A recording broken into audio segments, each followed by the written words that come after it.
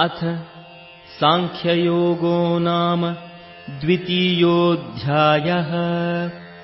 अजायते म्रियते वा कदाचित्, नायं भूत्वा भविता वा न भूयः। अजो नित्यः शाश्वतोऽयं पुराणो, न हन्यते हन्यमाने शरीरे। अजायते म्रियते वा कदाचित्, नायं भूत्वा भविता वा न भूयः। अजो नित्यः शाश्वतोऽयं पुराणो, न हन्यते हन्यमाने शरीरे।